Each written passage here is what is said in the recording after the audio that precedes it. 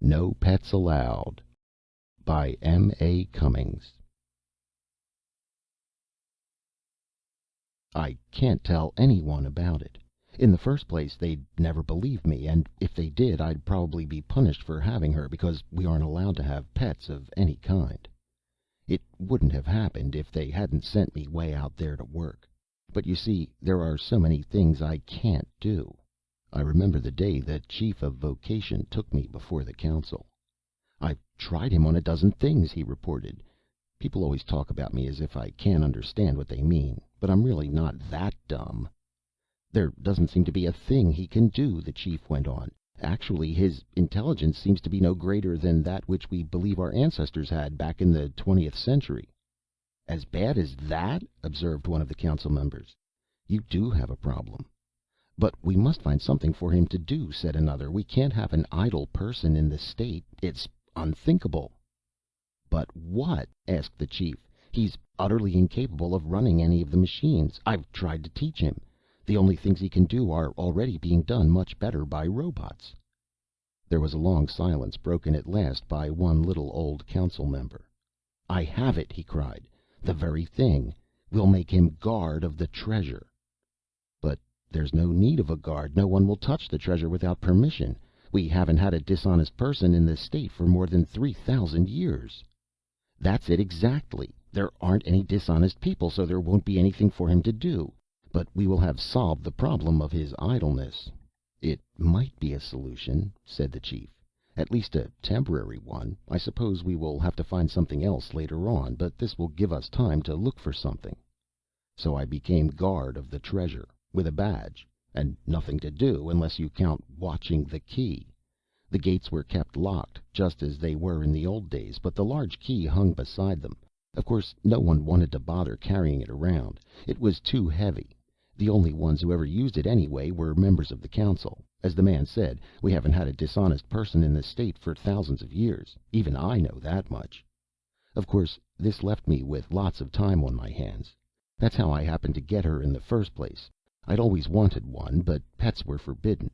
Busy people didn't have time for them, so I knew I was breaking the law, but I figured that no one would ever find out. First I fixed a place for her and made a brush screen so that she couldn't be seen by anyone coming to the gates.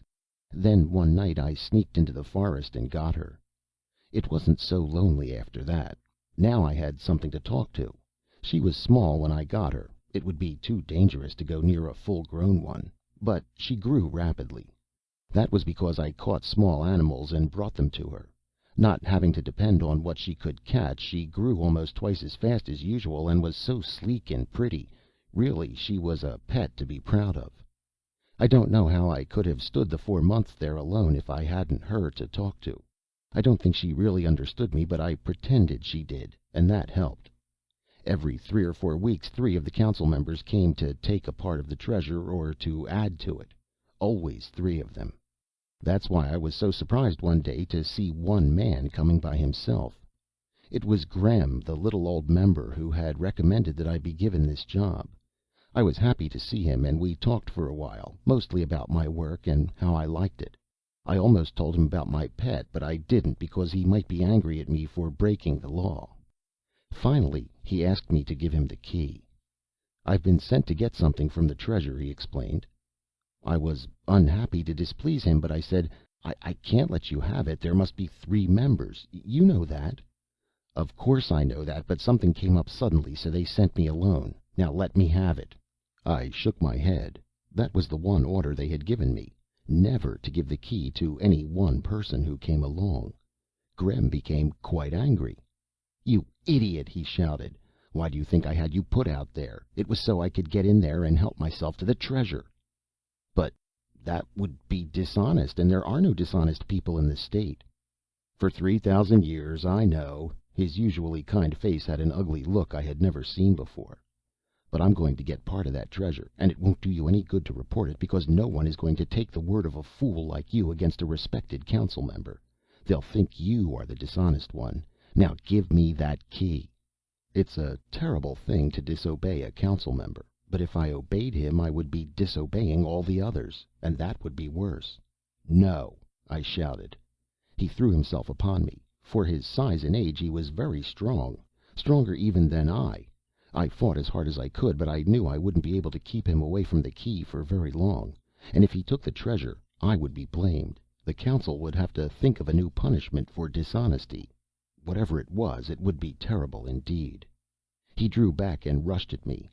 Just as he hit me, my foot caught upon a root and I fell.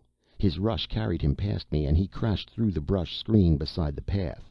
I heard him scream twice, and then there was silence. I was bruised all over, but I managed to pull myself up and take away what was left of the screen.